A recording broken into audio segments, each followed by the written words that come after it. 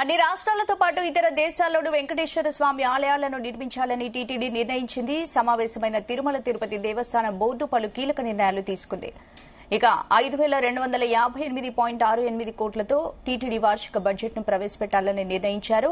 Mumtaz hotel అనుమతులు రద్దు చేసినట్లు టీటీడీ చైర్మన్ బీఆర్ నాయుడు వెల్లడించారు. 50 ఎకరాల టీటీడీ స్వాధీనం చేసుకుందని తెలిపారు. ఇక శ్రీవారి ఆస్తులు అన్యక్రాంతం కాకుండా కమిటీ వేస్తున్నామన్నారు. త్వరలో వీఐపీ బ్రేక్ దర్శన సమయాలు మార్పు చేస్తామని వెల్లడించారు.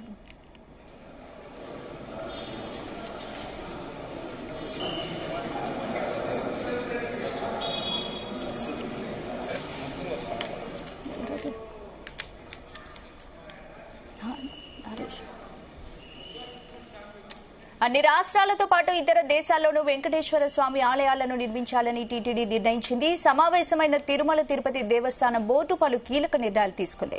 ఇందుకు సంబంధించిన పూర్తి అప్డేట్స్ మా ప్రతినిధి నరేష్ అందిస్తారు. నరేష్, థ్యాంక్ యూ స్పందన. అంటే ఈ రోజు జరిగినటువంటి తిరుమల తిరుపతి దేవస్థానం ధర్మకర్తలి మండలి సమావేశం అయితే ముగిసింది. ఈ యొక్క మండలిలో తీసుకున్నటువంటి కీలక నిర్ణయాలు అయితే మాత్రం బీఆర్ నాయుడు ప్రెస్ మీట్ పెట్టి ఒక వివరాలు కూడా అందించారు.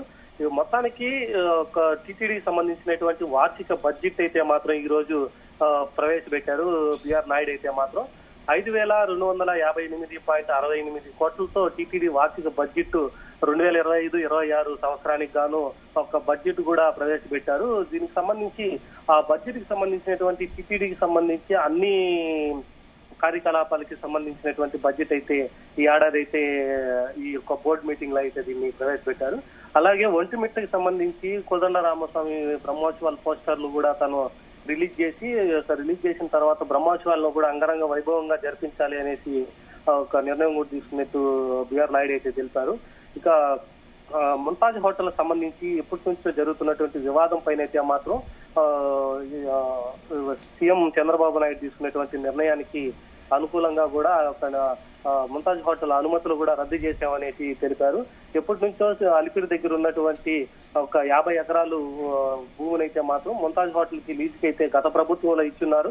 దానిని కూడా ఇప్పుడు ముంతాజ్ హోటల్ కి సంబంధించినటువంటి అనుమతులు కూడా రద్దు చేస్తున్నామనేసి ఒక బోర్డు మీటింగ్ లో అయితే తను తెలిపిన పరిస్థితి అయితే ఉంది. అలాగే ఇతర దేశాల్లో కూడా శ్రీవారి ఆలయాల్ని నిర్మాణం చేయాలనేసి కూడా ఒక తీర్మానం అయితే ఈ బోర్డు మీటింగ్ లో అయితే తీర్మానం చేసినట్టుగా కూడా తెలుస్తా ఉంది.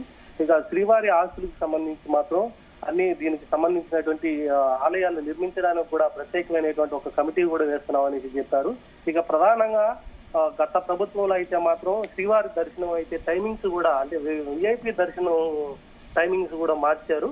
సో దాన్ని యథాప్రకారంగా గతంలో ఉన్నట్టుగా కూడా మళ్ళీ పునరుద్ధరణ చేయాలనేసి ఉదయం 5 నుంచి 8 గంటల వరకు ఒక దర్శన సమయాల్లో కూడా మార్పు చేస్తామనేసి దీనికి ప్రయోగాత్మకంగా కూడా దీన్ని ప్రయోగిస్తాము. అది కానీ సక్సెస్ఫుల్ అయితే ఇదే విధంగా కూడా కొనసాగిస్తామనేసి నిర్ణయం కూడా తీసుకున్నటువంటి పరిస్థితి అయితే ఉంది. ఇక అమరావతిలో జరిగినటువంటి కళ్యాణం కానీ ఇక రానున్నటువంటి టీటీడీ అనుబంధ ఆలయాల్లో శ్రీనివాస కళ్యాణాలను పెద్ద ఎత్తులో కూడా జరిపించాలనేసి టీటీడీ అయితే యోచిస్తా ఉంది. అలాగే ఇప్పటి వరకు పోర్టుకు సంబంధించినటువంటి ఉద్యోగస్తులు ఎవరైతే ఉన్నారో వాళ్ళకి ఇచ్చేటువంటి జీతాల్లో కూడా జిఎస్టీ పట్టుకొని మిగతా జీతాలు అయితే ఇస్తా ఉన్నారు. దీనికి పోర్టు పనిచేసేటువంటి ఉద్యోగస్తులు కూడా టీటీడీకి చాలా సార్లు విన్నవించుకున్నారు. దీన్ని దృష్టిలో పెట్టుకుని ఈ రోజు అయితే మాత్రం ఒక టీటీడీ బోర్డు అయితే మాత్రం జిఎస్టీ లేకుండా వాళ్ళకి పూర్తి జీతం కూడా అందజేయాలి అనేసి ఈ రోజు నిర్ణయం అయితే తీసుకున్నామనేసి అయితే చెప్తా ఉన్నారు. ఇక సైన్స్ సిటీకి సంబంధించి 20 ఎకరాలు అయితే కేటాయించాము. దానికి ఎటువంటి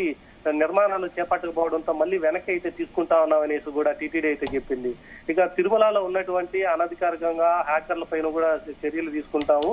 ఇక ఆగమ సలహాదారులపై ఉన్నటువంటి కొంతమంది పైన అయితే మాత్రం అనాహత వేట అయితే వేశారనేసి వస్తున్న ఆరోపణలు కూడా వెనక్కి తీసుకుంటా ఉన్నాం. ఆగమ సలహాదారులో ఉన్నటువంటి వారిపైన కూడా ఒక అనాహత వేటు కూడా తీసేస్తున్నాం అనేసి అయితే చెప్తున్నారు. ఇక రానున్నటువంటి సమ్మర్ అంటే వేసవి సెలవులకు సంబంధించి తిరుమలలో అయితే అధిక భక్తుల రద్దీ కూడా ఉంటుంది. దీనికి సంబంధించి 1500 గదులకైతే ఇప్పటి వరకు మరమ్మతుల కోసం 26 కోట్లు అయితే విడుదల చేశాము. అది కూడా ఈ యొక్క బడ్జెట్ లో ప్రవేశపెట్టామనేసి టీటీడీ చైర్మన్ బీఆర్ నాయుడు అయితే చెప్పారు. రానున్నటువంటి వేసవి సెలవులకు సంబంధించినటువంటి తిరుమలలో అయితే భక్తుల రద్దీ ఎక్కువగా ఉంటుంది. దీనికి సంబంధించినటువంటి అందరికీ అన్ని రకాలుగా ఉపయోగపడే విధంగా చర్యలు అయితే తీసుకుంటున్నాము. ఇక నీటి కొరత అయితే మాత్రం లేకుండా ఉండేందుకు చర్యలు అయితే చేపడతాను. వేసవ కాలంలో నీటి కొరత దాదాపుగా తిరుమలలో అయితే నెలకొంటా ఉంటుంది. దీనికి సంబంధించి ఇప్పటికే ఉన్నటువంటి ఒక డ్యాములు కూడా పుష్కలంగా వాటర్ అయితే ఉన్నాయి. వాటిని అయితే వాడుకొని భక్తులకి ఎలాంటి ఇబ్బందులు లేకుండా కూడా ఉంటామనేసి బిఆర్ నాయుడు అయితే చెప్పారు. ఇక విఐపి బ్రేక్ సంబంధించి అయితే మాత్రం ఒక ప్రయోగాత్మకంగా కూడా దీన్ని తీసుకొస్తాము. దాని కానీ సక్సెస్ఫుల్ అయితే మాత్రం దాన్నే కంటిన్యూ కూడా చేస్తామనేసి అయితే చెప్పారు. దీనివల్ల భక్తులకు కూడా ఎక్కువ సమయం వేచి ఉండేటువంటి భక్తులకి శ్రీవారి దర్శనానికి అయితే మాత్రం ఎక్కువ టైం వేచి ఉండేదానికి ఆస్కారం అయితే లేకుండా ఉంటుందనేసి బిఆర్ నాయుడు అయితే చెప్తున్నటువంటి పరిస్థితి అయితే ఉంది. ఇక ఈ రోజు తీసుకున్నటువంటి నిర్ణయాలు అయితే ప్రధాన నిర్ణయాలు అయితే ఇవిగా అయితే తెలుస్తా ఉంది. మొత్తానికి బడ్జెట్ అయితే మాత్రం 25-26 సంవత్సరానికి గాను ఒక బడ్జెట్ అయితే రిలీజ్ చేశారు.